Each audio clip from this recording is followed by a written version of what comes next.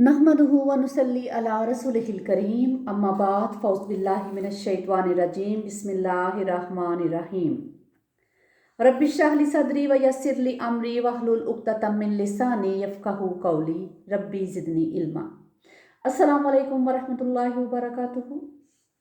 आज हम सूरह हदीद की आयत नंबर 1 ता 6 के मानी और मफ़हूम को समझने की कोशिश करेंगे।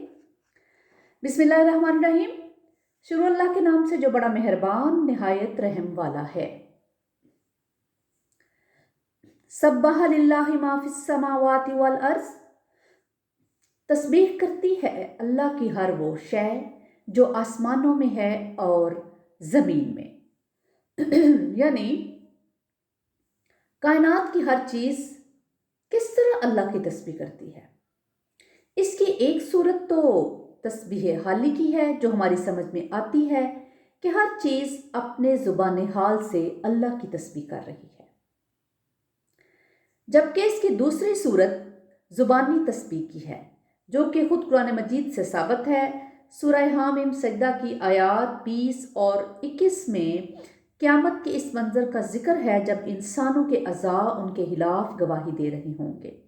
इस पर वो लोग हैरत से अपने खालों से पूछेंगे कि तुमने हमारे खिलाफ गवाही क्यों दी। जवाब में उनकी खालें कहेंगी कि आज उस अल्लाह ने हमें भी ज़ुबान दे दी है जिसने हर शय को ज़ुबान दी है। उसके अलावा सूरह बनी इसराइल की इस आयत से भी मालूम होता है कि अल्लाह ताला ने हर चीज़ को अपनी तस्बीह के लिए एक तरीका तफवीज़ कर रखा है। अल्लाह पाक फरमाता है, उसी की तस्बीह में लगे हैं सातों आसमान और ज़मीन और जो उनमें हैं, और कोई चीज़ नहीं मगर ये कि वो तस्बीह करती है उसकी हमद के साथ, लेकिन तुम नहीं समझ सकते उनकी तस्बीह को। यानी कायनात की हर चीज़ अपने ज़बान हाल से भी अल्लाह की तस्बीह कर रही है और अल्लाह की अता करदा अपनी महसूस ज़ुबान से भी उसकी तारीफ़ व तौसीफ़ में मशगूल और मसरूफ़ है। उसके अलावा उसकी तस्बीह की और भी सूरतें हो सकती हैं जो कि हमारी समझ से बालातर हैं। वहुवल अज़ीज़ुल हकीम, और वो बहुत ज़बरदस्त है, कमाल हिकमत वाला। इन सूरतों में अल्लाह ताला के ये दो अस्मा इकट्ठे एक साथ बहुत तकरार के साथ आए हैं। अस्माए हुस्ना का ये जोड़ा मानवी तबार से बहुत अहम है। अल अज़ीज़ वो हस्ती है जिसका एख्तियार जो है वो मुतलिक हो। बहरहाल अल्लाह ताला ऐसी ही साहिब एख्तियार हस्ती है जिसके एख्तियारात की ना तो कोई हद है और ना ही उसके एख्तियारात किसी शर्त से मशरूत हैं, लेकिन इसके साथ साथ वो अल हकीम भी है।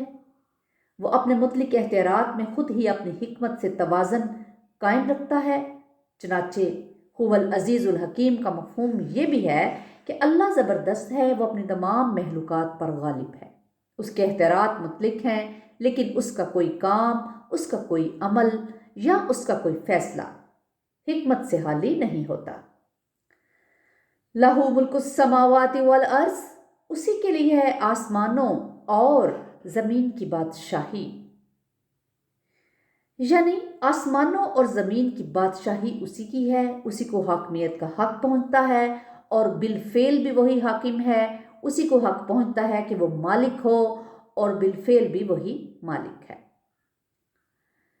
युहयी व युमीत वहुवा अला कुल्ली शैइन कदीर, वही जिंदा रखता है, वही मारता है और वो हर चीज़ पर कादर है। इस सूरह मुबारका की जो पहली 6 आयात हैं वो पूरे कुरान हकीम में इस एतबार से मुनफरिद और मुमताज़ हैसियत रखती हैं कि इनमें अल्लाह ताला के अस्मा व सिफ़ात का जिक्र फ़लसफ़े और मंतिक की सतह पर जामे तरीन अंदाज में हुआ है। लेकिन जाहिर है ये मौका ऐसी तफसीलात में जाने का नहीं है। हुवल अव्वलु वल आहिरु वल ज़ाहिरु वल बातिन, वही अव्वल है, वही आहिर है, वही ज़ाहिर है, वही बातिन है। बहरहाल इस आयत का आसान मफहूम ये है कि ये कायनात हादिस है।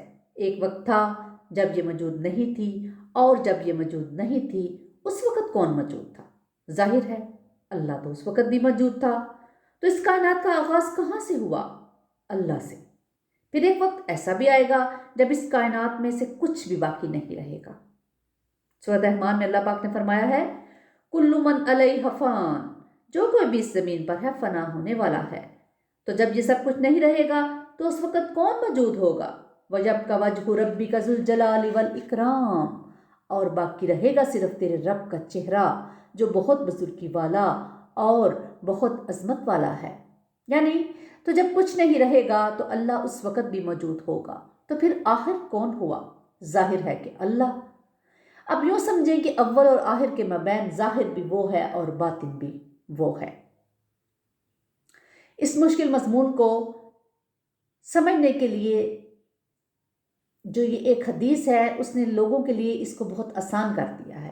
حضور اکرم صلی اللہ علیہ وآلہ وسلم اکثر یہ دعا مانگا کرتے تھے، اے اللہ آسمان اور زمین کے رب، اے عرش عظیم کے مالک، اے ہمارے رب اور ہر چیز کے پروردگار، اے دانے اور گٹلی کو پھاڑنے والے اور توریت، انجیل اور فرقان کو نازل کرنے والے، میں ہر چیز کے شر سے تیری پناہ مانگتا ہوں جس کی پیشانی تیرے قبضہ قدرت میں ہے۔ اے اللہ تو ہی اول ہے، پس تجھ سے پہلے کوئی چیز نہ تھی، اور تو ہی آخر ہے، تیرے بعد کوئی چیز نہ ہوگی، اور تو ہی ظاہر ہے، تجھ سے بالا تر کوئی چیز نہیں، اور تو ہی ایسا باطن ہے کہ تجھ سے مخفی کوئی چیز نہیں۔ وَهُوَ بِكُلِّ شَيْءٍ عَلِيمٌ، اور وہ ہر چیز کا علم رکھتا ہے۔ جب ہر زمان ہر مکان وہی وہ ہے، وہ ظاہر بھی ہے اور باطن بھی ہے، تو کائنات کی کوئی ذرہ بر چیز بھی اس سے پوشیدہ کیسے ہو سکتی ہے؟ بلکہ وہ تو انسان کے دل میں پیدا ہونے والے خیالات سے بھی آگاہ ہے۔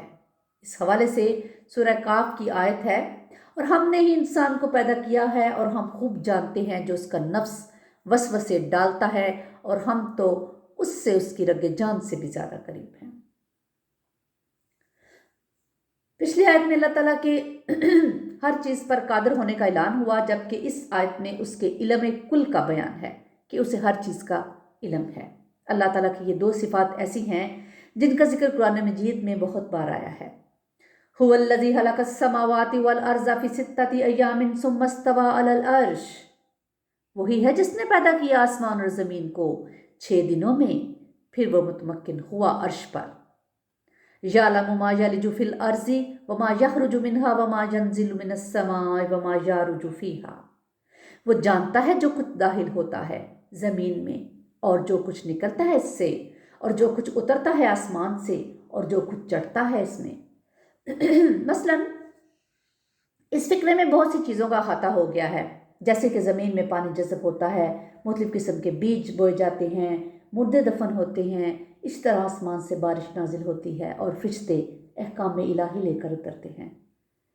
آسمان کی طرف چڑھنے کی مثال بحرات کی ہے، اور پھر فرشتے بھی فوت ہونے والے انسانوں کی ارواح اور دنیا کے حادثات اور واقعات کی رپورٹس لے کر اوپر جاتے ہیں۔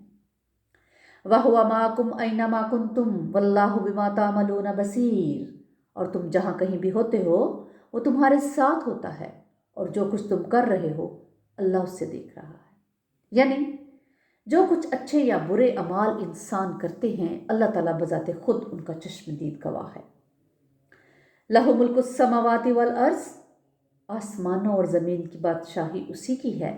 اللہ تعالیٰ کی بادشاہی کے بارے میں تقریر اور تاکید کا خصوصی اسلوب جو ہے دیکھیں وہ پھر سے دہرایا گیا ہے۔ اس مضمون کے حوالے سے یہ بات بھی سمجھنے کی ہے کہ جس طرح اللہ کے علاوہ کوئی اور معبود نہیں، اسی طرح اس کے علاوہ کوئی اور حاکم اور مقتدر نہیں۔ چنانچہ جس طرح اللہ کو اکیلے معبود کے طور پر ماننا ضروری ہے، اسی طرح توحید کا تقاضا یہ بھی ہے کہ اللہ کی زمین پر صرف اسی کی بادشاہی قائم ہو اور اسی کے تمام احکام عملاً نافذ ہوں۔ وَإِلَى اللَّهِ تُرْجَعُ الْأُمُورُ، اور تمام معاملات اسی کی طرف لوٹا دیے جائیں گے۔ یولج اللیل فی النہار ویولج النہار فی اللیل، وہ پرو لاتا ہے رات کو دن میں اور پرو لاتا ہے دن کو رات میں۔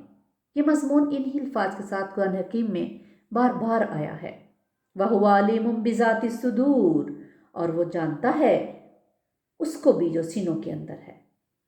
اب یہاں پہ ایک بات نوٹ کرنے کی ہے کہ ان آیات میں اللہ تعالیٰ کے علم کا ذکر بہت تکرار کے ساتھ ہوا ہے۔ پہلے فرمایا وَهُوَ بِكُلِّ شَيْءٍ عَلِيمٌ، پھر فرمایا کہ یعلم ما यलिज फिल अर्ज़ि वमा यखरुजु मिन्हा वमा यंजिलु मिनस समाई वमा यारुजु फीहा।